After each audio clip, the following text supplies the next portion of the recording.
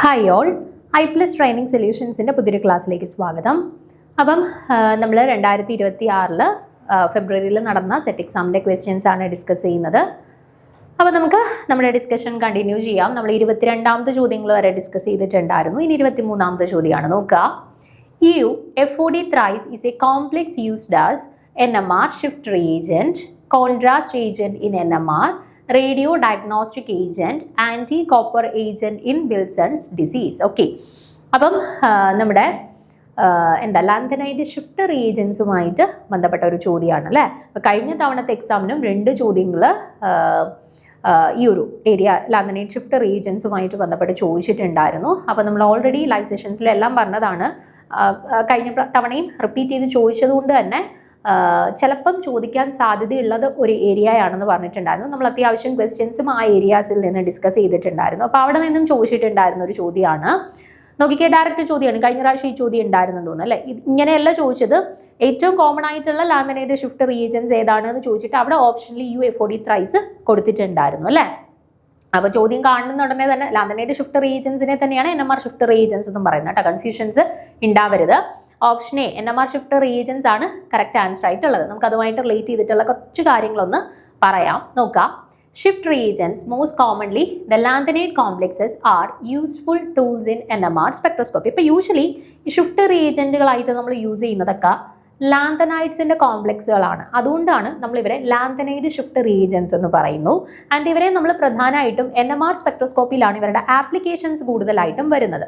അതുകൊണ്ട് നമ്മളിവരെ NMR shift regions എന്നും പറയാറുണ്ട് കേട്ടോ. അപ്പോൾ എന്തുകൊണ്ടാണ് ലാന്തനൈഡ് ഷിഫ്റ്റ് റീജൻസ് എന്ന് പറയുന്നത്? യൂഷ്വലി ഷിഫ്റ്റ് റീജൻസ് എന്ന് പറയുന്നത് ലാന്തനൈഡ്സിൻ്റെ കോമ്പൗണ്ട്സ് ആണ്, കറസ്പോണ്ടിങ് ആയിട്ടുള്ള കോമ്പൗണ്ട്സ് ആണ്. അതുകൊണ്ടാണ് ലാന്തനൈഡ് ഷിഫ്റ്റ് റീജൻസ് എന്ന് പറയുന്നത്. ദെൻ NMR സ്പെക്ട്രോസ്കോപ്പിയിലാണ് ഇവരുടെ മേജർ ആപ്ലിക്കേഷൻസ് വരുന്നത്. അതുകൊണ്ട് ഇവരെ NMR ഷിഫ്റ്റ് റീജൻസ് എന്നും പറയാറുണ്ട് കേട്ടോ. They are capable of spreading out overlapping resonances and they simplify NMR spectrum and this leads to the easy interpretation of NMR spectrum. ഇനി എങ്ങനെയാണ് ഈ NMR സ്പെക്ട്രോസ്കോപ്പിയിൽ ഈ ലാന്തനൈഡ് ഷിഫ്റ്റ് റീജൻസിൻ്റെ ആപ്ലിക്കേഷൻസ് വരുന്നതെന്ന് അറിയോ? നമ്മളിപ്പോൾ യൂഷ്വലി ചില കോംപ്ലക്സസിൻ്റെ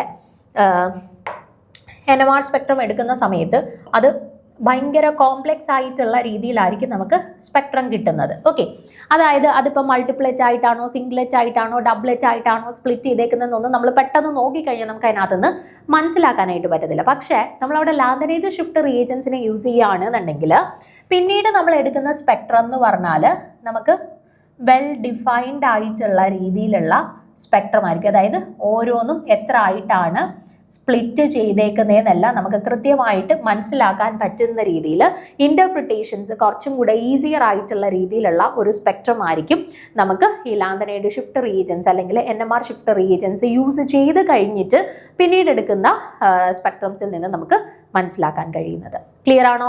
അപ്പോൾ അതാണ് ലാന്തനൈഡ് ഷിഫ്റ്റ് റീജൻസിൻ്റെ ഏറ്റവും ഇമ്പോർട്ടൻ്റ് ആയിട്ടുള്ള ഒരു ആപ്ലിക്കേഷൻ എന്ന് പറയുന്നത്. Interpretation of NMR spectrum more easier ആക്കി മാറ്റും. Okay, so shift reagents are paramagnetic Lewis acids that bind to the functional groups of organics of the complex NMR. ഓർത്തിരിക്കേണ്ട മറ്റൊരു പോയിന്റ് ആണ്, യൂഷ്വലി ലാന്തനൈഡ് ഷിഫ്റ്റ് റീജൻസ് എന്ന് പറഞ്ഞാൽ paramagnetic behavior ആണ് കാണിക്കുന്നത് and Lewis acids ആയിട്ടാണ് അവർ ബിഹേവ് ചെയ്യുന്നത്. ഇതൊക്കെ നമുക്ക് സ്റ്റേറ്റ്മെന്റ് വൈസ് ക്വസ്റ്റ്യൻസ് ഈ പറയുന്ന ഷിഫ്റ്റ് റീജൻസുമായിട്ട് ബന്ധപ്പെട്ട് ചോദിക്കുമ്പോൾ അതിനകത്ത് ഇൻക്ലൂഡ് ചെയ്യാൻ സാധ്യതയുള്ള പോയിന്റ്സ് ആണ് കേട്ടോ.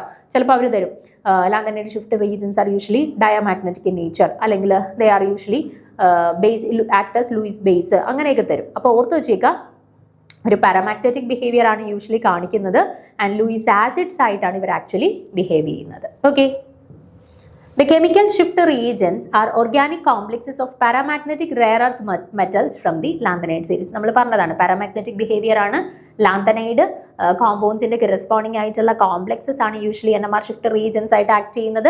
And of the lanthanides europium is most commonly used metal. Okay, അപ്പോൾ ലാന്തനൈഡ്സിൻ്റെ കറസ്പോണ്ടിങ് ആയിട്ടുള്ള കോമ്പൗണ്ട്സ് ആണെന്ന് നമ്മൾ പറഞ്ഞു. ഇനി ഈ ലാന്തനൈഡ്സിൻ്റെ കൂട്ടത്തിൽ തന്നെ യൂറോപ്പിയം ആണ് ഏറ്റവും മികച്ച ഒരു ഷിഫ്റ്റ് റീജൻ്റ് ആയിട്ട് ആക്ട് ചെയ്യുന്ന ആൾ ലാന്തനൈഡ് യൂറോപ്പിയം ആണ് കേട്ടോ. ആൻഡ് യൂറോപ്യത്തിൻ്റെ തന്നെ DPM thrice, FOD thrice ആണ് മോസ്റ്റ് കോമൺലി നമ്മൾ യൂസ് ചെയ്യുന്ന 2 ഷിഫ്റ്റ് റീജൻസ് കേട്ടോ. NMR ഷിഫ്റ്റ് റീജൻസ് അല്ലെങ്കിൽ ലാന്തനൈഡ് ഷിഫ്റ്റ് റീജൻസ് കേട്ടോ. DPM thrice and FOD thrice. അതിൽ FOD thrice ആയിരുന്നു തന്നിരുന്നത്. സോ അയാൾ ആരാണ്? നമുക്ക് തീർച്ചയായിട്ടും ഒറ്റ നോട്ടത്തിൽ തന്നെ ആൻസർ ചെയ്യാൻ പറ്റുന്ന ചോദ്യമായിരുന്നു NMR ഷിഫ്റ്റ് റീജൻ്റ് ആണ്. ഓക്കെ, അടുത്ത 24ാമത്തെ ചോദ്യം നമ്മുടെ സോളിഡ് സ്റ്റേറ്റ് കെമിസ്ട്രി ആയിട്ട് ബന്ധപ്പെട്ട ചോദ്യമാണ്. ഈ ഒരു പാറ്റേണിലുള്ള ഒന്നോ രണ്ടോ ചോദ്യങ്ങൾ ലാസ്റ്റ് ടൈമിൽ എക്സാമിനും ചോദിച്ചിട്ടുണ്ടായിരുന്നു. നമുക്ക് അതിൻ്റെ ഡീറ്റെയിൽസ്, അതായത് ക്രിസ്റ്റലിൻ്റെ കുറച്ച് ഡേറ്റാസ് തന്നിട്ട് അവരുടെ കൃത്യമായിട്ടുള്ള മോളിക്കുലർ ഫോർമുല എങ്ങനെ വരും എന്ന് പ്രഡിക്റ്റ് ചെയ്യാനായിട്ടുള്ള ചോദ്യം കഴിഞ്ഞ തവണയും ചോദിച്ചിട്ടുണ്ടായിരുന്നു. സെയിം ചോദ്യമല്ല, ഇതേ ഫോർമാറ്റിൽ ചെയ്യേണ്ട ഒന്നോ രണ്ടോ ചോദ്യങ്ങൾ ഉണ്ടായിരുന്നു കേട്ടോ. അപ്പോൾ നോക്കാം. A newly formed compound packed into a unit cell consists of a cube where X atoms at the corners and Y atoms at the face centers, but X atoms are missing from 2 corners in each unit cell. The simplest formula of the compound is. അപ്പോൾ ഇവിടെ നമുക്ക് ഒരു ക്രിസ്റ്റലിൻ്റെ അല്ലെങ്കിൽ ഒരു കോമ്പൗണ്ടിൻ്റെ formula predict ചെയ്യാനായിട്ടാണ് ചോദിച്ചിട്ടുള്ളത്. തന്നിട്ടുള്ള datas ഒന്ന് നോക്കിക്കേ. കോമ്പൗണ്ടിനകത്ത് 2 മോളിക്യൂളാണുള്ളത്, എക്സും ഉണ്ട് വൈയും ഉണ്ട്. ഓക്കെ, എക്സിൻ്റെയും വൈയുടെയും പ്രത്യേകത എന്തൊക്കെയാണ് കൊടുത്തിട്ടുള്ളത് നോക്കുക. X atoms at the corners. X atoms എവിടെയാണ്? കോർണേഴ്സ് ഓഫ് ദി യൂണിറ്റ് സെല്ലാണ് ഓക്കുപ്പൈ ചെയ്യുന്നത്. ആൻഡ് Y atoms എവിടെയാണ്? Y atoms ഫേസ് സെൻറ്റേഴ്സിലാണ് ഓക്കുപ്പൈ ചെയ്യുന്നത്. But X atoms are missing from 2 corners. പക്ഷേ X atoms 2 കോർണേഴ്സിൽ നിന്നും മിസ്സായിട്ടുണ്ട് എന്ന് പറഞ്ഞിട്ടുണ്ട്. ഓക്കെ, അപ്പോൾ യൂഷ്വലി നോക്കിക്കേ, ഞാൻ തന്നിട്ടുള്ള ഡേറ്റാസ് ഒന്ന് പറയാം. നമ്മുടെ കയ്യിൽ 2 ആറ്റംസ് ആണുള്ളത്, എക്സും ഉണ്ട് വൈയും ഉണ്ട്. എക്സ് ആറ്റംസ് എന്ന് പറയുന്നത് എവിടെയാണ് ഓക്കുപ്പൈ ചെയ്യുന്നതെന്നാണ് പറഞ്ഞിട്ടുള്ളത്. X atoms are occupied at the കോർണേഴ്സിലാണ് ഓക്കുപ്പൈ ചെയ്യുന്നത്. പക്ഷെ 2 കോർണർ മിസ്സിംഗ് ആണ് എന്ന് പറഞ്ഞിട്ടുണ്ട്. ഓക്കെ, ആൻഡ് ഈ വൈ എവിടെയാണ് ഓക്കുപ്പൈ ചെയ്യുന്നത്? ഫേസ് സെൻറ്റേഴ്സിലാണ് വൈ ഓക്കുപ്പൈ ചെയ്യുന്നതെന്ന് പറഞ്ഞിട്ടുണ്ട്. അപ്പോൾ യൂഷ്വലി ഇപ്പം എക്സ് എന്താണ് ഈ പറയുന്ന പോലെ കോർണേഴ്സിലും വൈ ഫേസ് സെൻറ്റേഴ്സിലും ആണ് എന്ന് ജസ്റ്റ് തന്നിരുന്നു കഴിഞ്ഞാൽ നമുക്ക് പെട്ടെന്ന് പ്രഡിക്റ്റ് ചെയ്യാം. അവരുടെ എന്താണ് ഫോർമുല വരുന്നത് XY3 ആണ്. കാരണം ടോട്ടലി 8 കോർണേഴ്സ് ഉണ്ട്. ഒരു കോർണറിൻ്റെ കോൺട്രിബ്യൂഷൻ 1/8 ആണ്. സോ 8 × 1/8 എന്ന് പറയുന്ന 1 ആണ്. ഫേസ് സെൻറ്റേഴ്സ് എന്ന് പറയുന്നത് ടോട്ടലി 6 ഫേസ് ഉണ്ട്. ഒരു ഫേസിൻ്റെ കോൺട്രിബ്യൂഷൻ വരുന്നത് 1/2 ആണ്. So 6/2 which is equal to 3 എന്ന് വരും. സോ XY3 എന്നാണ് നമ്മൾ യൂഷ്വലി ചെയ്യുന്ന കണ്ടീഷൻസിൽ നമ്മൾ എന്താണ് ഇവരുടെ കോൺട്രിബ്യൂഷൻ വരിക, അല്ലെങ്കിൽ അവരുടെ ആ ഒരു ഫോർമുല വരുന്നത്. പക്ഷെ ഇവിടെ ഒരു ചെറിയ വ്യത്യാസം വന്നിട്ടുണ്ടല്ലോ. എന്താണ്? 8 കോർണേഴ്സ് ഇല്ല, 8 കോർണേഴ്സിൽ നിന്ന് 2 കോർണേഴ്സ് മിസ്സിംഗ് ആണെന്ന് പറഞ്ഞിട്ടുണ്ട്. അപ്പം മൊത്തത്തിൽ ഇപ്പോൾ ഇവിടെ എത്ര കോർണേഴ്സേ ഉള്ളൂ? 6 കോർണേഴ്സ് മാത്രമേ ഇപ്പം നിലവിൽ ഇവിടെ ഉള്ളൂ. ഓക്കെ, ആൻഡ് ഒരു കോർണറിലുള്ള കോൺട്രിബ്യൂഷൻ നമുക്കറിയാം 1/8 ആണെന്ന്. അപ്പോൾ ടോട്ടൽ കോൺട്രിബ്യൂഷൻ എത്രയാ?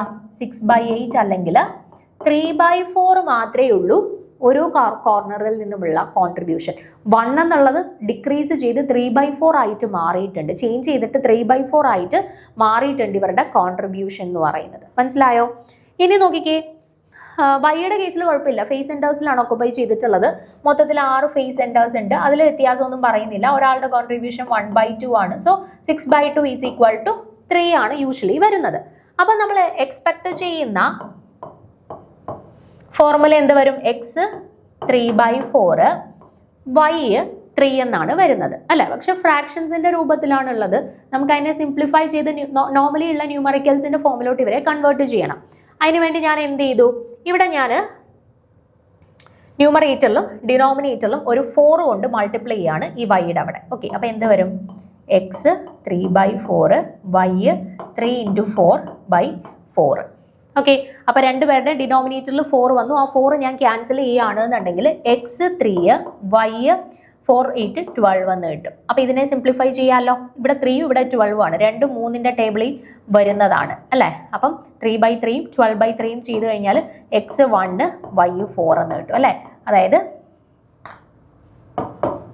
ഫോർമുല നമുക്ക് എന്ത് കിട്ടി? XY4. സിമ്പിൾ ചോദ്യമാണ്. കഴിഞ്ഞ തവണത്തെ ക്വസ്റ്റ്യൻ പേപ്പർ നല്ല രീതിയിൽ ചെയ്ത് പ്രാക്ടീസ് ചെയ്തിട്ടുള്ള ഒരാൾക്ക് സിമ്പിളായിട്ട് ഷുവറായിട്ടും ഇത് ആൻസർ ചെയ്യാൻ പറ്റിയിട്ടുണ്ടാവും അല്ലേ? നമ്മൾ കഴിഞ്ഞ പ്രാവശ്യം ഇതുപോലെ ചോദിച്ചിട്ടുള്ള 2 ചോദ്യങ്ങളും ഡീറ്റെയിൽ ആയിട്ട് എക്സ്പ്ലെയിൻ ചെയ്തിട്ടുണ്ടായിരുന്നു അല്ലേ? അപ്പോൾ അതേ പാറ്റേണിലുള്ള ചോദ്യമാണിത്. XY4 ആണ് കറക്റ്റ് ആൻസർ ആയിട്ട് വന്നിട്ടുള്ളത്. നോക്കാം, ഓപ്ഷൻ സി XY4 അതാണ് ശരിയായിട്ടുള്ള ആൻസർ കേട്ടോ. അടുത്ത ചോദ്യം നോക്കാം, 25ാമത്തെ ചോദ്യം. The temperature at which the RMS velocity of CO2 gas become equal to CO2 അല്ല Cl2 ആയിരുന്നേ. ക്വസ്റ്റ്യൻ പേപ്പറിനകത്ത് CO2 അല്ല Cl2 ആയിരുന്നേ. Cl2 gas becomes equal to that of SO2 gas at STP will be.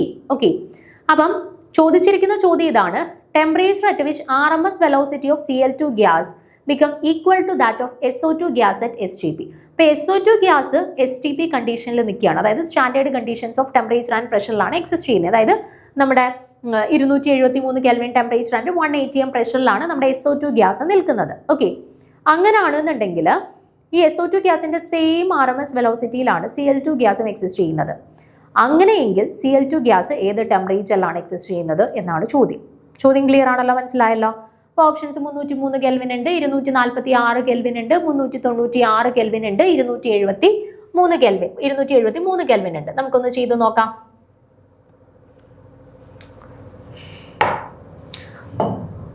SO2 STP കണ്ടീഷനിലാണെന്ന് തന്നിട്ടുണ്ട്.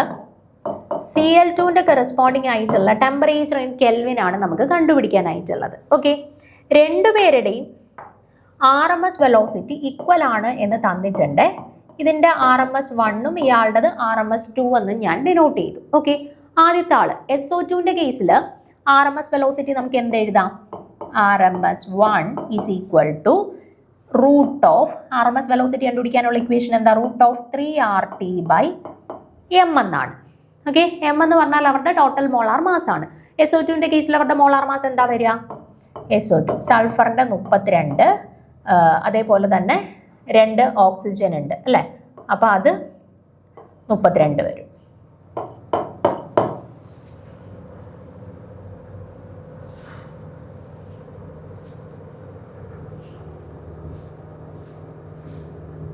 Okay, അപ്പം 44 എന്ന് കിട്ടി നമുക്ക് SO2ന്റെ corresponding ആയിട്ടുള്ളത്. ഓക്കെ, ഇനി നമ്മുടെ അത് ആ വാല്യൂ ഞാൻ ഇവിടെ ഒന്ന് സബ്സ്റ്റിറ്റ്യൂട്ട് ചെയ്യുകയാണ്. Root of 3R into T. Temperature എത്രയാണ്? RMS at SO2 at STP condition. അപ്പോൾ standard condition of temperature and pressure ആണ്. അപ്പോൾ 273 കെൽവിൻ ആണ് ബൈ 44. ഇനി രണ്ടാമത്തെ ആളുടെ RMS വെലോസിറ്റി, അതിന് ഞാൻ RMS 2 എന്ന് കൊടുക്കുകയാണ്. അപ്പം 3R ഇൻറ്റു T ബൈ ഇവിടുത്തെ എമ്മിൻ്റെ വാല്യൂ എന്താ വരിക? ക്ലോറിൻ ആണ് ഗ്യാസ് അല്ലേ. ഒരു Clന്റെ വാല്യൂ എത്രയാണ്? 35.5 ആണ്. അപ്പം 2 എണ്ണം ഉണ്ട്, Cl2 ആണ്. അപ്പോൾ 35.5 ഇൻറ്റു 2 എത്രയാണ്? 35 വരുമ്പം 70, 71 എന്ന് വരും അല്ലേ. അപ്പം 3RT ബൈ 71. ഇത് രണ്ടും ഈക്വൽ ആണ് എന്നുള്ളത് നമുക്ക് ചോദ്യത്തിൽ തന്നിട്ടുണ്ട് അല്ലേ. രണ്ടുപേരുടെ RMS ഈക്വൽ ആണ് എന്നുണ്ടെങ്കിലാണ് ടെമ്പറേച്ചർ കണ്ടുപിടിക്കാനായിട്ട് പറഞ്ഞിട്ടുള്ളത്. അപ്പോൾ എനിക്ക് എന്ത് സബ്സ്റ്റിറ്റ്യൂട്ട് ചെയ്യാം? Root of 3R into 273 by 44 is equal to root of 3R into T by 71. Common ആയിട്ടുള്ളവരെ കട്ട് ചെയ്യാം. 3R കട്ട് ചെയ്തു. ബാക്കി എന്തുണ്ട്?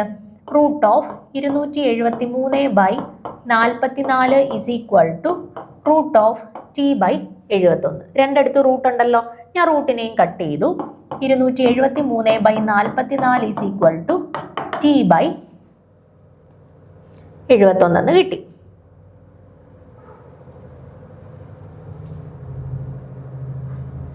സോറി, SO2ന്റെ കേസിൽ ഞാൻ 44 എന്നല്ലേ കൊടുത്തത്.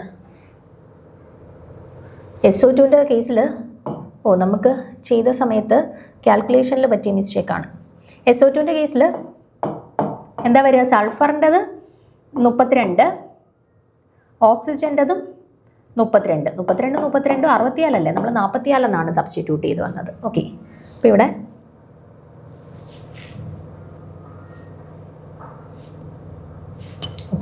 ഇവിടെ 64, ഇവിടെ 64, ഇവിടെ 64. ഓക്കെ, അപ്പം T1 by 71 is equal to 273 by 64. അപ്പം അതിൽ നിന്നും ടെമ്പറേച്ചർ നമുക്ക് എങ്ങനെ കണ്ടുപിടിക്കാം?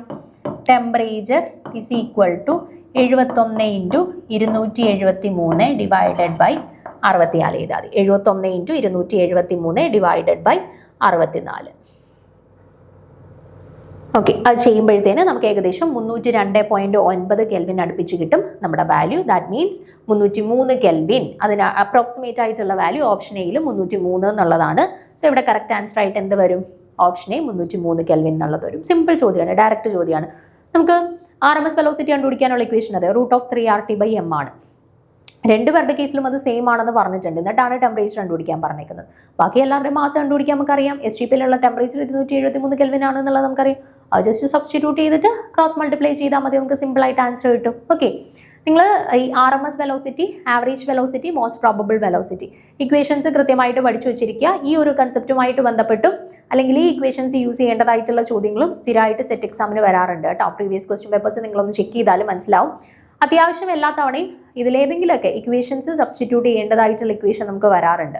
ഇക്വേഷൻസ് നിങ്ങൾക്ക് അറിയാമെന്നുണ്ടെങ്കിൽ ജസ്റ്റ് സിമ്പിൾ സബ്സ്റ്റിറ്റ്യൂഷനേ ഉള്ളൂ, ഈസി ആയിട്ട് ആൻസർ നമുക്ക് കിട്ടിക്കോളും കേട്ടോ. അടുത്ത ചോദ്യം 26ാമത്തെ ചോദ്യം നോക്കുക. Identify the name reaction. അപ്പം ഇതൊരു കോംപ്ലക്സ് ആയിട്ടുള്ള റിയാക്ഷൻ ആണ്. നമുക്ക് കാണുമ്പം ഇത് നമ്മൾ പഠിച്ചിട്ടില്ലല്ലോ റിയാക്ഷൻ എന്നൊക്കെ തോന്നും. പക്ഷേ ഇപ്പം റിയാക്ഷൻസ് ഇൻ കേസ് നമുക്ക് അറിയത്തില്ല എങ്കിൽ പോലും ഇവിടെ യൂസ് ചെയ്തിട്ടുള്ള റിയേജൻസ് ഒക്കെ ഒന്ന് നോക്കിക്കഴിഞ്ഞാൽ നമുക്ക് ഏത് റിയാക്ഷനാണ് ഇവിടെ ഫോളോ ചെയ്തിട്ടുള്ളത് എന്നുള്ളതിനെ കുറിച്ചിട്ട് ഏകദേശം ഐഡിയ കിട്ടും. ഇൻ കേസ് മെക്കാനിസമോ കാര്യങ്ങളോ ഒന്നും നമുക്ക് അറിയത്തില്ല എങ്കിൽ പോലും റിയേജൻസ് വെച്ചിട്ട് നമുക്ക് വേണമെന്നുണ്ടെങ്കിൽ നമുക്ക് മനസ്സിലാക്കാനായിട്ട് പറ്റും. നോക്കിക്കേ, Reformatsky reaction, Cope rearrangement reaction, Fries rearrangement, top condensation. Cope rearrangement എന്ന് പറഞ്ഞാൽ നമ്മുടെ സിഗ്മാട്രോപിക് റീഅറേഞ്ച്മെന്റുമായിട്ട് ബന്ധപ്പെട്ട്. അപ്പോൾ അതല്ല എന്തായാലും ബാക്കി റിഫോർമാറ്റ്സ്കി റിയാക്ഷൻ ഉണ്ട്, ഫ്രൈസ് റീഅറേഞ്ച്മെന്റ് ഉണ്ട്, ടോപ്പ് കണ്ടൻസേഷൻ റിയാക്ഷൻ ഉണ്ട് ഓപ്ഷൻസിൽ അല്ലേ. അപ്പോൾ ഇനി നോക്കിക്കേ, ഇതിന്റെ മൂന്നിന്റെയും റിയേജൻസ് നമുക്കറിയാം. നോക്കി, Reformatsky reaction is a zinc induced reaction between alpha halo esters and aldehydes or ketones. Also, a metal-induced reaction of alpha carbonyl halides with a wide range of electrophiles. അപ്പം usually റിഫോർമാറ്റ്സ്കി rearrangement reactions എന്ന് പറയുന്നത് zinc induced ആയിട്ടുള്ള reaction ആണ്. സിങ്കിന്റെ പ്രസൻസിലാണ് usually carried out ചെയ്യുന്നത്. And അവിടെ ആരൊക്കെയാണ് react ചെയ്യുന്നത്? Alpha halo എസ്റ്റേഴ്സും aldehydes or കീറ്റോൺസുമാണ് റിയാക്ഷൻസിൽ പങ്കെടുക്കുന്നത്. ഇവിടെ നോക്കിക്കാൻ നിങ്ങൾക്ക്, ഇവിടെ റിയാക്ഷന്റെ മീഡിയത്തിൽ സിങ്ക് ഉണ്ട്, സിങ്ക് ഇൻഡ്യൂസ്ഡ് റിയാക്ഷൻ ആണ്. അതേപോലെ തന്നെ നോക്കിക്കേ, ആൽഫ പൊസിഷനിൽ ഹാലജനായിട്ട് ബ്രോമൻ വന്നിട്ടുള്ള ഒരു എസ്ട്രോ ഇവിടെ ഉണ്ട്. അപ്പോൾ ആൽഫ ഹാലോ എസ്റ്റേഴ്സും സിങ്ക് ഇൻഡ്യൂസ്ഡ് റിയാക്ഷൻസ് എന്നും കണ്ടു കഴിഞ്ഞാൽ നമുക്ക് മനസ്സിലാക്കാമല്ലോ ഇവിടെ ഏതാണ് റിയാക്ഷൻ. റിഫോർമാറ്റ്സ്കി റിയാക്ഷൻ ആണ് കേട്ടോ. അപ്പോൾ അവിടെ നിന്നും ഇൻ കേസ് നമുക്കിതിൻ്റെ മെക്കാനിസോ കാര്യങ്ങളോ ഒന്നും അറിയത്തില്ലെങ്കിൽ പോലും റിയേജൻസ് വെച്ചിട്ട് നമുക്കൊന്ന് കണ്ടുപിടിക്കാൻ പറ്റും. അപ്പം നിങ്ങളിപ്പോൾ ഓർഗാനിക് ടഫായിട്ടുള്ള ആളുകളാണല്ലേ, ഓർഗാനിക് കൂടുതൽ ഇമ്പോർട്ടൻസ് കൊടുത്തിട്ട് പഠിക്കുന്നില്ല എങ്കിലും നിങ്ങൾ അത്യാവശ്യം ഇപ്പോൾ ഒരു റിയാക്ഷൻ്റെ മേജർ റിയേജൻസ് അല്ലെങ്കിൽ അവിടെ ആരാണ് റിയാക്ഷനിൽ പങ്കെടുക്കുന്നതെന്നുള്ള കാര്യങ്ങളൊക്കെ ജസ്റ്റ് ഒരു പേപ്പറിലോട്ട് ഒന്ന് എഴുതി വെച്ചിട്ട് അതൊന്ന് പഠിക്കുന്നതും നമുക്ക് ചില ചോദ്യങ്ങൾ ആൻസർ ചെയ്യാനായിട്ട് നമുക്ക് ഹെൽപ്പ് ചെയ്യും. അപ്പം അങ്ങനെയുള്ള ഒരു ചോദ്യമായിരുന്നു ഇത് കേട്ടോ. അപ്പം പറ്റുന്നുണ്ടെങ്കിൽ നിങ്ങൾ അങ്ങനെയുള്ള ഓർഗാനിക്കിന് ഇപ്പോൾ കൂടുതൽ സമയം കളയുന്നില്ല, ഓർഗാനിക് പഠിച്ചാലും എനിക്ക് പറ്റില്ല, ക്വസ്റ്റ്യൻസ് പുതിയ ചോദ്യങ്ങൾ വന്നു കഴിഞ്ഞാൽ അറ്റംപ്റ്റ് ചെയ്യാൻ ബുദ്ധിമുട്ടാണ് എന്നുള്ളവർ, അല്ലെങ്കിൽ ഇനോർഗാനിക് ഫിസിക്കൽ ടോപ്പിക്സിന് കൂടുതൽ ഇമ്പോർട്ടൻസ് കൊടുക്കുന്നവർ ഈ രീതിയിൽ ഓർഗാനിക്കിലെ ചെറിയ പോർഷൻസ് ഇങ്ങനെ ഒന്ന് പ്രിപ്പയർ ചെയ്യാനായിട്ട് ശ്രമിക്കുക കേട്ടോ. അപ്പം കൂടുതൽ സമയവും പോകത്തില്ല, നമുക്ക് ജസ്റ്റ് ലാസ്റ്റ് ടൈമിലൊക്കെ ഒന്ന് എടുത്ത് റിവൈസ് ചെയ്ത് കഴിഞ്ഞാൽ അത്യാവശ്യം നമുക്കൊന്ന് ഓർത്തിരിക്കാനും പറ്റും. ആ രീതിയിൽ ഓർഗാനിക് ഒന്ന് കൊണ്ടുപോകാനായിട്ട് ശ്രമിക്കുക. അപ്പോൾ ഇനി ഇവിടുത്തെ ഓപ്ഷൻ എ ആണ്, റിഫോർമാറ്റ്സ്കി റിയാക്ഷൻ ആണ് കറക്റ്റ് ആൻസർ ആയിട്ട് വരുന്നത്. അടുത്ത ചോദ്യം നോക്കി, 27ാമത്തെ ചോദ്യം. The cohesive pressure in the case of van der Waals equation of state is dash molar volume. Directly proportional to molar volume ആണോ, inversely proportional to molar volume ആണോ, directly proportional to the square of the molar volume ആണോ, inversely proportional to the square of molar volume ആണോ എന്നാണ് ചോദ്യം. Okay, അപ്പോൾ cohesive pressure in van der Waals ഇക്വേഷനും molar വോളിയവും തമ്മിലുള്ള റിലേഷൻഷിപ്പാണ് ചോദിച്ചിട്ടുള്ളത്. അപ്പം നമുക്ക് വാൻ ഡെർ വാൾസ് ഇക്വേഷൻ അറിയാം അല്ലെ, റിയൽ ഗ്യാസസിന്റെ കേസിലാണ് van der Waals equation valid ആയിട്ടുള്ളത്. And van der Waals equation എന്താ? P plus A by V square into V minus B is equal to RT. അപ്പോൾ 1 mole ഓഫ് ഗ്യാസിൻ്റെ കേസിൽ നമ്മുടെ റിയൽ ഗ്യാസസിൻ്റെ കേസിൽ വരുന്ന വാൻ ഡെർ വാൾസ് ഇക്വേഷൻ ആണ് P plus A by V square into V minus B is equal to RT എന്നുള്ളത്. Okay, അപ്പോൾ നമ്മളോട് ഇവിടെ ചോദിച്ചിട്ടുള്ളത് ഇതിൽ എ ബൈ വി സ്ക്വയർ എന്ന് പറയുന്നത് പ്രഷർ കറക്ഷൻ ടേം ആണ്, ബി എന്ന് പറയുന്നത് വോളിയം കറക്ഷൻ ടേം ആണ്. ബി നമ്മൾ എക്സ്ക്ലൂഡഡ് വോളിയം എന്നും എനെ നമ്മൾ ഫോഴ്സ് ഓഫ് അട്രാക്ഷനുമായിട്ട് റിലേറ്റ് ചെയ്തിട്ടുള്ള ടേം എന്നുമാണ് നമ്മൾ യൂഷ്വലി പറയുക. അപ്പോൾ ഇവിടെ നമ്മളോട് cohesive pressure in case of van der Waals ഇക്വേഷനും മോളാർ വോളിയവും തമ്മിലുള്ള റിലേഷൻഷിപ്പാണ് ചോദിച്ചിട്ടുള്ളത്. അപ്പോൾ ഇവിടെ ഈ പ്രഷർ കറക്ഷൻ ടേം ആയിട്ടുള്ള എ ബൈ വി സ്ക്വയർ ഉണ്ടല്ലോ, ഇവരെയാണ് നമ്മൾ ആക്ച്വലി എന്ത് വിളിക്കുക, കൊഹിസീവ് പ്രഷർ എന്ന് വിളിക്കുക. ഓക്കെ, കൊഹിസീവ് പ്രഷർ എന്ന് പറയുന്നത് ഈ എ ബൈ വി സ്ക്വയർ എന്ന് പറയുന്ന ടേം ആണ് കൊഹിസീവ് പ്രഷർ. അപ്പോൾ ആ എ ബൈ വി സ്ക്വയറിൽ ആ കൊഹിസീവ് പ്രഷർ എന്ന് പറയുന്ന ടേമിൽ ഈ വി എന്ന് പറയുന്നത് വി എം ആണ്, ആക്ച്വലി മോളാർ വോളിയം ആണ്. ആ മോളാർ വോളിയം എവിടെയാണ്, ന്യൂമറേറ്ററിലാണോ ഡിനോമിനേറ്ററിലാണോ വന്നിട്ടുള്ളത്? ഡിനോമിനേറ്ററിലാണ് വന്നിട്ടുള്ളത്. ആൻഡ് ആ മോളാർ വോളിയത്തിന്റെ സ്ക്വയർ ആണ് ഡിനോമിനേറ്ററിൽ വന്നിട്ടുള്ളത് അല്ലേ. അപ്പൊ അങ്ങനെയാണെന്നുണ്ടെങ്കിൽ നമുക്ക് പറയാം എന്താണ്, ഈ കൊഹിസീവ് പ്രഷർ എന്ന് പറയുന്നത് which is inversely proportional to the square of molar volume. Inversely proportional to the square of molar volume. That is ഏതാണ് കറക്റ്റ് ആയിട്ടുള്ളത്? ഇൻവേഴ്സ്ലി പ്രൊപ്പോർഷണൽ ടു എന്ന് പറയുന്നുണ്ട്. Inversely proportional to molar volume ആണോ? അല്ല, square of molar volume ആണ്. അപ്പോൾ inversely proportional to the square of, option D ആണ് correct answer ആയിട്ട് വരുന്നത് കേട്ടോ. അപ്പോൾ ജസ്റ്റ് ഇക്വേഷൻ അറിയാമെന്നുണ്ടെങ്കിൽ ആൻഡ് കൊഹിസീവ് പ്രഷർ എന്ന് പറയുന്നത് ഈ എ ബൈ വി സ്ക്വയർ ആണ് എന്ന് അറിയാവുന്നവർക്ക് ഈസിലി മനസ്സിലാവും inversely proportional to molar volume ആണ് ഇവിടെ, inversely proportional to the square of molar volume ആണ് ഇവിടെ കറക്റ്റ് ആയിട്ട് ആൻസർ ആയിട്ട് വരുന്നത് എന്നുള്ളത്. ഓക്കെ, സോ ഓപ്ഷൻ ഡി ആണ്. ഇതും സിമ്പിൾ ചോദ്യമാണേ. ഇക്വേഷൻ അറിയാവുന്നവർക്ക് സിമ്പിളായിട്ട് ആൻസർ ചെയ്യാൻ പറ്റുന്ന ഒരു ചോദ്യമായിരുന്നു. അടുത്തത്, for the system given below N2O4 gives 2NO2, the number of phases, components and degrees of freedom respectively are. അപ്പോൾ ഇവിടെ phases, components and degrees of freedom കണ്ടുപിടിക്കാനാണ് ചോദിച്ചിട്ടുള്ളത്. നമ്മൾ ഈ phases, degrees of freedom and കമ്പോണൻസുമായിട്ട് റിലേറ്റ് ചെയ്തിട്ട് important ആയിട്ടുള്ള points വെച്ചിട്ട് നമ്മളൊരു ഷോർട്ട് വീഡിയോ എടുത്തിട്ടുണ്ടായിരുന്നു. അപ്പോൾ അത് കണ്ടിട്ടുണ്ട് എങ്കിൽ, അല്ലെങ്കിൽ അത് കൃത്യമായിട്ട് മനസ്സിലാക്കിയിട്ടുള്ള ആൾക്ക് സിമ്പിളായിട്ട് ഈ ഒരു ചോദ്യത്തിൻ്റെ ഫേസസും കമ്പോണൻസും ഡിഗ്രീസ് ഓഫ് ഫ്രീഡവും മനസ്സിലാക്കാൻ പറ്റും അല്ലേ. അപ്പോൾ നോക്കിക്കേ, നമ്മൾ ഫേസസ് ഒരു സിസ്റ്റത്തിൻ്റെ കേസിൽ ടോട്ടലി എത്ര ഫേസസ്, ഒരു 1 കമ്പോണൻറ്റോ 2 കമ്പോണൻറ്റ് എന്ത് കമ്പോണൻറ്റ് സിസ്റ്റം ആയിക്കോട്ടെ, അവരുടെ ഫേസസ് കണ്ടുപിടിക്കാനായിട്ട് കുറച്ച് ഷോർട്ട് കട്ട്സ് അല്ലെങ്കിൽ കുറച്ച് അതുമായിട്ട് അസോസിയേറ്റ് ചെയ്തിട്ടുള്ള പോയിന്റ്സ് നമ്മൾ പഠിച്ചിട്ടുണ്ടായിരുന്നു. ഓക്കെ, അപ്പോൾ അത് വെച്ചിട്ട് ഒരു ഇക്വേഷൻ കണ്ടു കഴിഞ്ഞാൽ നമുക്ക് ഈസി ആയിട്ട് അതിൻ്റെ അത് എത്ര ഫേസസ് ഉണ്ട് എന്ന് പറയാൻ പറ്റും. നോക്കിക്കേ, a phase is defined as a physically distinct but homogeneous part of a system separated from other parts of the boundary surfaces. അപ്പം ഫേസ് എന്ന് പറഞ്ഞാൽ ആക്ച്വലി ഹോമോജീനിയസ് പാർട്ടാണ്, മറ്റ് പാർട്സിൽ നിന്നും ഡിഫറെൻ്റ് ആയിട്ടുള്ള ഓരോ ഹോമോജീനിയസ് ഭാഗങ്ങൾ.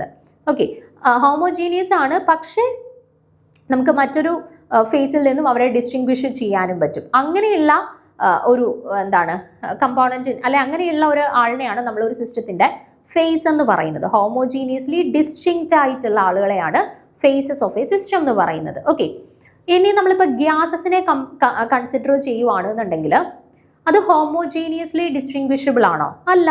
എല്ലാ ഗ്യാസസും പരസ്പരം മിക്സ് ചെയ്തിരിക്കുക, ഇവിടെ ഓക്സിജൻ ആണ്, ഇവിടെ നൈട്രജൻ ആണ്, ഇവിടെ ഹൈഡ്രജൻ ആണ് എന്ന് പറഞ്ഞിട്ട് എനിക്ക് അങ്ങനെ ഡിസ്റ്റിങ്വിഷ് ചെയ്യാൻ പറ്റുമോ ഹോമോജീനിയസ് ആയിട്ട്? ഇല്ല. അപ്പം മിക്സ്ചർ ഓഫ് ഗ്യാസസ് എന്ന് പറഞ്ഞാൽ എപ്പോഴും സിംഗിൾ ഫേസ് സിസ്റ്റം ആണ്. ഓക്കെ, ഇപ്പോൾ 10 ഗ്യാസിൻ്റെ മിക്സ്ചർ ആണെന്നുണ്ടെങ്കിൽ അവിടെ ഒറ്റ ഫേസേ ഉള്ളൂ, 20 ഗ്യാസിൻ്റെ മിക്സ്ചർ ആണെങ്കിലും അവിടെ ഒറ്റ ഫേസേ ഉള്ളൂ, 100 ഗ്യാസിൻ്റെ മിക്സ്ചർ ആണെന്നുണ്ടെങ്കിൽ അവിടെ ഒറ്റ ഫേസേ ഉള്ളൂ. അപ്പോൾ മിക്സ്ചർ ഓഫ് ഗ്യാസസിൽ എപ്പോഴും സിംഗിൾ ഫേസ് മാത്രമേ എക്സിസ്റ്റ് ചെയ്യുകയുള്ളൂ. ഓക്കെ, അതാണ് ഫേസസുമായിട്ട് ബന്ധപ്പെട്ട് നിങ്ങൾ ആദ്യമായിട്ട് ഓർത്തിരിക്കേണ്ട പോയിന്റ്. ഇനി മിക്സ്ചർ ഓഫ് ലിക്വിഡ്സ് ആണെങ്കിൽ പരസ്പരം കംപ്ലീറ്റ്ലി മിസിബിൾ ആയിട്ടുള്ള ലിക്വിഡ്സ് ആണെന്നുണ്ടെങ്കിൽ, ഇപ്പം ഞാൻ പാലിൻ്റെ അകത്തോട്ട് വെള്ളം ഒഴിക്കുന്നു, പാല് വേറെ ലെയർ വെള്ളം വേറെ ലെയർ എന്നാണോ നിൽക്കുന്നത്? അല്ല, പാലും വെള്ളവും കൂടെ ഒരുമിച്ച് മിക്സ് ആയിട്ട് ഒറ്റ ലെയർ ആയിട്ടാണ് കാണുന്നത് അല്ലേ.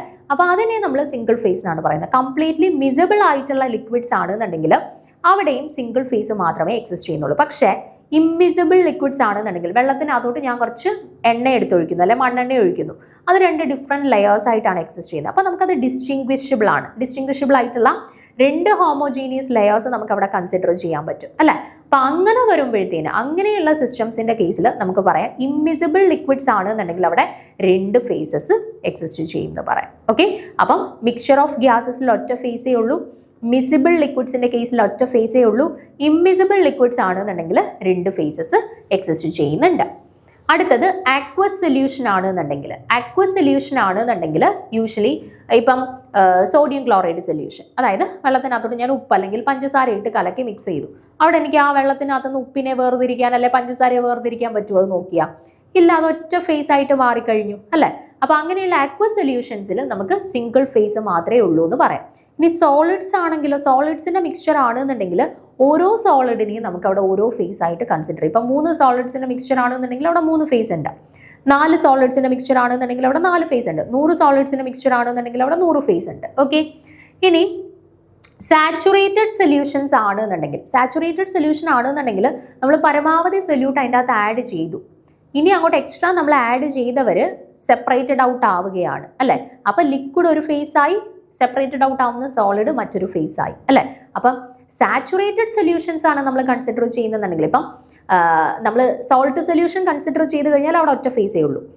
ഓക്കെ, പക്ഷേ നമ്മൾ സാച്ചുറേറ്റഡ് സോൾട്ട് സൊല്യൂഷൻ ആണ് കൺസിഡർ ചെയ്യുന്നുണ്ടെങ്കിൽ അവിടെ 2 ഫേസ് വരും. മനസ്സിലായോ? സാച്ചുറേറ്റഡ് സൊല്യൂഷൻ ആകുമ്പോഴത്തേനും അവിടെ പരമാവധി മിക്സ് ചെയ്യാൻ പറ്റുന്ന സൊല്യൂട്ടിനെ നമ്മൾ മിക്സ് ചെയ്തു. ഇനിയുള്ളവർ മിക്സ് ആവത്തില്ല, അവരവിടെ സെപ്പറേറ്റഡ് ഔട്ട് ആയി. ഓക്കെ, അതായത് അവരവിടെ ഒരു സെപ്പറേറ്റ് ഫേസ് ആയിട്ട് സെപ്പറേറ്റഡ് ഔട്ട് ആയി അല്ലേ. അങ്ങനെ വരുമ്പം സാച്ചുറേറ്റഡ് സൊല്യൂഷൻസ് നമ്മൾ കൺസിഡർ ചെയ്ത് കഴിഞ്ഞാൽ അവിടെ 2 ഫേസസ് വരും. മനസ്സിലായില്ലേ? അപ്പോൾ for a mixture of solid separate solid constitute separate phase, അത് നമ്മൾ പറയുന്നത് മിക്സ്ചർ ഓഫ് സോളിഡ്സ് എടുത്തു കഴിഞ്ഞാൽ ഓരോ സോളിഡിനെ നമുക്ക് ഓരോ ഫേസ് ആയിട്ട് കൺസിഡർ ചെയ്യാൻ പറ്റും. അടുത്ത കമ്പോണൻസ് എന്താണ്? The term component may be defined as a minimum number of independent chemical constituents in terms of which the composition of every phase of a system can be expressed. അതായത് minimum number of independent chemical constituents in which the composition of every phase can be expressed. അതിനെയാണ് നമ്മൾ components എന്ന് പറയുന്നത്. അതായത് simply പറയുകയാണെന്നുണ്ടെങ്കിൽ ഇപ്പോൾ ഒരു system തന്നു കഴിഞ്ഞാൽ നമുക്ക് അതിനകത്ത് എത്ര കമ്പോണൻസ് ഉണ്ട് എന്ന് അറിയാനായിട്ട് S-R എന്ന് പറയുന്ന ഒരു ഇക്വേഷൻ യൂസ് ചെയ്താൽ മതി. അതായത് നമ്പർ ഓഫ് കോൺസ്റ്റിറ്റ്യുവൻസെ മൈനസ് നമ്പർ ഓഫ് റിലേഷൻസ് ചെയ്താൽ മതി. അതായത് ഇപ്പോൾ A gives B, അവിടെ എത്ര കമ്പോണൻസ് അല്ലെ എത്ര കോൺസ്റ്റിറ്റ്യുവൻസ് ഉണ്ട്? എ എന്ന് പറയുന്ന ഒരു കോൺസ്റ്റിറ്റ്യുവൻറ്റും ഉണ്ട്, ബി എന്ന് പറയുന്ന ഒരു കോൺസ്റ്റിറ്റ്യുവൻറ്റും ഉണ്ട്. അതായത് ടോട്ടലി 2 കോൺസ്റ്റിറ്റ്യുവൻസ് ഉണ്ട് അല്ലേ. അവരെ തമ്മിൽ കണക്ട് ചെയ്യുന്ന എത്ര റിലേഷൻസ് ഉണ്ട്? എ ഗീവ്സ് ബി, ഒറ്റ റിലേഷനേ ഉള്ളൂ അല്ലേ. ഇപ്പോൾ 2 കോൺസ്റ്റിറ്റ്യുവൻസും ഒറ്റ റിലേഷനും ആകുമ്പോൾ 2 - 1 വിച്ച് ഈസ് ഈക്വൽ ടു 1. അവിടുത്തെ കമ്പോണൻസിൻ്റെ എണ്ണം നമുക്ക് എന്ത് കിട്ടി? 1 എന്ന് കിട്ടി. ഇപ്പോൾ A + B gives C എന്നാണെന്നുണ്ടെങ്കിൽ A, B, C 3 constituents ഉണ്ട് അല്ലേ. എത്ര റിലേഷൻസ് ഉണ്ട്? A gives B ഒരു റിലേഷൻ ഉണ്ട്, B gives C രണ്ടാമത്തെ റിലേഷൻ ഉണ്ട്. അപ്പം കോൺസ്റ്റിറ്റ്യുവൻസ് 3ഉം റിലേഷൻ 2ഉം ആണ്. അപ്പം 3 - 2 വിച്ച് ഈസ് ഈക്വൽ ടു 1. അങ്ങനെയാണ് നമ്മൾ കമ്പോണൻസിനെ യൂഷ്വലി കണ്ടുപിടിക്കുക. ഓക്കെ, ഇനി അടുത്ത ഡിഗ്രീസ് ഓഫ് ഫ്രീഡം അല്ലെങ്കിൽ വേരിയൻസ്. എന്താണ് ഡിഗ്രീസ് ഓഫ് ഫ്രീഡം അല്ലെങ്കിൽ വേരിയൻസ് എന്ന് പറയുന്നത്? Minimum number of variables that must be specified in order to define a system completely. ഒരു സിസ്റ്റത്തിനെ നമുക്ക് കംപ്ലീറ്റ്ലി ഡിഫൈൻ ചെയ്യുന്നതിന് വേണ്ടിയിട്ട് മിനിമം എത്ര വേരിയബിൾസ് നമുക്ക് ആവശ്യമായിട്ട് വരുന്നോ അതിനെയാണ് നമ്മൾ ഡിഗ്രീസ് ഓഫ് ഫ്രീഡം അല്ലെങ്കിൽ വേരിയൻസ് എന്ന് പറയുന്നത്. അതായത് ഇപ്പോൾ ഒരു സിസ്റ്റത്തിൻ്റെ കേസിൽ മിനിമം 3 വേരിയബിൾസ് വേണ്ടി വരും എന്നുണ്ടെങ്കിൽ 2 വേരിയബിൾസ് വേണ്ടി വരും ആ സിസ്റ്റത്തിനെ കംപ്ലീറ്റ്ലി ഡിഫൈൻ ചെയ്യാനെങ്കിൽ നമുക്കതിനെ ബൈ വേരിയൻറ്റ് സിസ്റ്റം എന്ന് വിളിക്കാം. ഒരു വേരിയബിൾ മതിയെന്നുണ്ടെങ്കിൽ നമുക്കതിനെ മോണോ വേരിയൻറ്റ് സിസ്റ്റം എന്ന് വിളിക്കാം. ഓക്കെ, ഇനി ഡിഗ്രീസ് ഓഫ് ഫ്രീഡം എങ്ങനെയാണ് കണ്ടുപിടിക്കുന്നത്? നമ്മുടെ face rule F = C - P+T എന്ന് പറയുന്ന C - P+2 എന്ന് പറയുന്ന ഇക്വേഷൻ യൂസ് ചെയ്താൽ മതി. കമ്പോണൻസും ഡിഗ്രീസ് ഓഫ് ഫേസസും കിട്ടിക്കഴിഞ്ഞാൽ അത് സബ്സ്റ്റിറ്റ്യൂട്ട് ചെയ്ത് കഴിഞ്ഞാൽ F = C - P+2 എന്ന് പറയുന്ന ഇക്വേഷൻ യൂസ് ചെയ്തിട്ട് നമുക്ക് ഡിഗ്രീസ് ഓഫ് ഫ്രീഡം അല്ലെങ്കിൽ വേരിയൻസ് നമുക്ക് കണ്ടുപിടിക്കാൻ പറ്റും. അപ്പോൾ ഇതേ ചോദ്യത്തിലേക്ക് നിങ്ങളൊന്ന് നോക്കിക്കേ. ഇവിടെ ഈ ചോദ്യത്തിൽ ആദ്യം നമുക്ക് ഫേസസ് നോക്കാം. ഫേസസ് നോക്കുന്ന സമയത്ത് നോക്കുക, N2O4 gives 2NO2. ഇയാളും ഗ്യാസ് ആണ്, ഇയാളും ഗ്യാസ് ആണ്, 2 ഗ്യാസ് ഉണ്ട്. Mixture of gases gives single phase എന്നാണ് നമ്മൾ പഠിച്ചിട്ടുള്ളത്. അപ്പോൾ ഇവിടെയുള്ള 2 കോൺസ്റ്റിറ്റ്യുവൻസ് ഉണ്ട്, പക്ഷെ 2 പേരും ഗ്യാസ് ആയതുകൊണ്ട് നമുക്ക് പറയാം ഇവിടുത്തെ ടോട്ടൽ നമ്പർ ഓഫ് ഫേസസ് എന്താണ്? 1 ആണെന്ന് പറയാം. ഓക്കെ, ഇനി കമ്പോണൻസ് കണ്ടുപിടിക്കാനായിട്ട് നമ്മൾ യൂസ് ചെയ്യുന്ന ഇക്വേഷൻ S-R ആണ്. S എന്ന് പറഞ്ഞാൽ കോൺസ്റ്റിറ്റ്യുവൻസ്. ഇവിടെ എത്ര കോൺസ്റ്റിറ്റ്യുവൻസ് ഉണ്ട്? N2O4 ഉണ്ട്, NO2 ഉണ്ട്, 2 കോൺസ്റ്റിറ്റ്യുവൻസ് ഉണ്ട്. ഇവരെ തമ്മിൽ കണക്ട് ചെയ്യുന്ന എത്ര റിലേഷൻഷിപ്പ് ഉണ്ട്? ഒരു ആരോ മാർക്കേ ഉള്ളൂ, ഒരു റിലേഷൻഷിപ്പ്. അപ്പോൾ 2 - 1 = 1. അപ്പോൾ നമുക്ക് കമ്പോണൻസും എത്ര കിട്ടി? 1 എന്ന് കിട്ടി. ഇനി അടുത്ത degrees of freedom F = C - P+2 ആണ്. C എത്രയാ? 1. P എത്രയാ? 1 + 2 വിച്ച് ഈസ് ഈക്വൽ ടു 2. അപ്പോൾ ഡിഗ്രീസ് ഓഫ് ഫ്രീഡം എന്ത് കിട്ടി? 2. അപ്പം ഒരു ഫേസ്, ഒരു കമ്പോണന്റ്, 2 ഡിഗ്രീസ് ഓഫ് ഫ്രീഡം. ഏത് വരും കറക്റ്റ് ആൻസർ? ഓപ്ഷൻ ഡി വരും. സിമ്പിൾ ആയിരുന്നു. ഫേസസ് എന്ത്, കമ്പോണൻസ് എന്ത്, ഡിഗ്രീസ് ഓഫ് ഫ്രീഡം എന്ത്, അതെങ്ങനെ കണ്ടുപിടിക്കാം എന്നുള്ള ഇക്വേഷൻസ് ജസ്റ്റ് നിങ്ങൾ മനസ്സിലാക്കിയിരുന്നു കഴിഞ്ഞാൽ വളരെ സിമ്പിളായിട്ട് ആൻസർ കണ്ടുപിടിക്കാൻ പറ്റുന്ന ഒരു ചോദ്യമായിരുന്നു. ഓക്കെ ആണോ? അപ്പം ബാക്കി ചോദ്യങ്ങളുണ്ട്, നമുക്ക് വരുന്ന ക്ലാസ്സുകളിലായിട്ട് ഡീറ്റെയിൽ ആയിട്ട് ഡിസ്കസ് ചെയ്യാം. Okay, thank